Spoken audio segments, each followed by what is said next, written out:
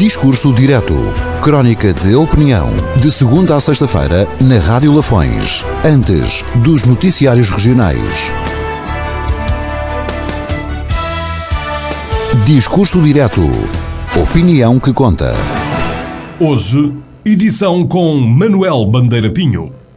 Uma lista não é um rol, mas pode redundar em imbróglio ou atrapalhada. Tenho procurado analisar em termos simples, percebíveis, como prometido, os assuntos que me propus ao aceitar o prestimoso convite que me foi feito pela Rádio Lafões. Ou seja, para opinar sobre o estado do nosso concelho e de Lafões, que isto é bem mais importante do que discorrer sobre o estado da nação, salvo quando deste decorra reflexo sobre a nossa terra. De facto, costumo dizer que o rio da minha terra, só para falar no rio Volga, é tão ou mais importante para mim e para nós do que o grande Tejo de Lisboa.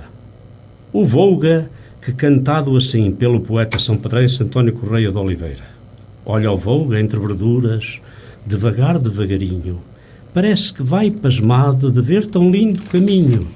Dito isto, é tempo de extrair dos temas que vão sendo aludidos, em tempo quase recorde, aquelas menções dignas e honrosas que só o tão desgraçado como compreensível pouco tempo de antena obriga a adiar para a semana seguinte. De facto, se há pluribus exemplos de vereadores e deputados municipais que preenchem o negativo rol dos que debandam depois de eleitos, mas assim são protegidos mediocremente pelos partidos e por estes absolvidos junto do eleitorado, com ofertas dos púlpitos para continuar a debitar soluções para todos os males, outros há, e na nossa terra o que importa, que incutem o nosso respeito e admiração por comportamento íntegro bem diferente daquele outro. Exemplo, e tenho mais uma vez que pessoalizar. O Dr. Mouro, Pedro Mouro, que acompanho na dor por ter sabido só agora da sua tristeza, eleito que foi vereador no anterior mandato, aqui ficou assumindo o seu lugar de vereador da oposição, deliberando, discutindo soluções para a nossa terra que o elegeu. De certo que o fez, vindo a reuniões camarárias, com um sacrifício pessoal, familiar, económico e profissional. Mas tornou-se conhecido e estimado, antes, depois, como agora. Tinha e tem autoridade moral para ser o número 2 da hierarquia camarária, o vice-presidente da Câmara. Todavia, o Dr. Pedro Mouro não é o segundo da lista que se apresentou ao eleitorado pelo PS. É o quarto dessa mesma lista. Ora, a lei que confere ao primeiro da lista, o Presidente da Câmara, o poder ou competência para indicar o Vice-Presidente entre os vereadores eleitos, é exatamente a mesma lei que estipula que, no caso de vacatura, por desistência, renúncia, etc., onissuac e malipanse, o lugar de Presidente de primeiro é ocupado pelo segundo da lista e não pelo Vice-Presidente, no caso, pelo quarto. Lembro-me, todos se lembrarão, a azáfama do primeiro candidato e hoje Presidente da Câmara em arranjar um bom segundo para a sua lista, no que terá sido secundado por alguns dos seus melhores conselheiros. Não, o Dr. Pedro Mouro parece que não. Parece que não preenchia tais requisitos. Então o primeiro acabou por escolher, para segundo da sua lista, um competente, experimentado, muito trabalhador e conhecedor profundo dos problemas camarários. Não duvidamos por termos trabalhado com ele. É o Dr. Francisco Matos.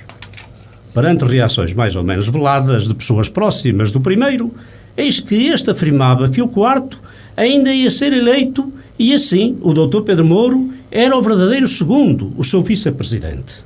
Só que, paralelamente, o segundo da lista, velho e astuto militante do PSD, e quem não se lembra de ter corrido diretamente com mais companheiros à Comissão Política Conselhia, depressa terá constatado valer mais por hora ligar ao seu trabalho, feito com saber do que sentir-se secundarizado ou diminuído, face ao que começava a propalar-se, que afinal o segundo não era ele, mas sim o Dr. Pedro Mouro.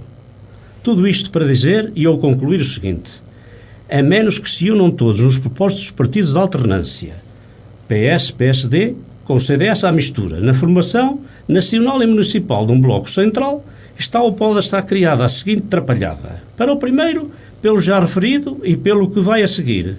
Para o segundo, porque o primeiro ou os seus apaniguados começaram a fazer constar que ele, afinal, não vale tanto como o quarto, que é uma espécie mal amanhada de segundo, mas claramente e ab início posto na prateleira. Para o quarto, pelas razões inversas do segundo, mas por afinal ser mais importante e confiante um vice-presidente, mesmo que afastado de subir a primeiro em caso de vacatura do lugar deste. Oxalá, pois, as circunstâncias e conjunturas nacional e conselhia, que muito contribuíram para a vitória eleitoral autárquica, não venham a ditar ou confirmar, agora ou mais logo, um imbróglio ou atrapalhada, de que por ora só haverá ainda pequenos lampejos ou indicadores. Discurso direto. Crónica de opinião. De segunda a sexta-feira, na Rádio Lafões. Antes dos noticiários regionais. Discurso direto. Opinião que conta.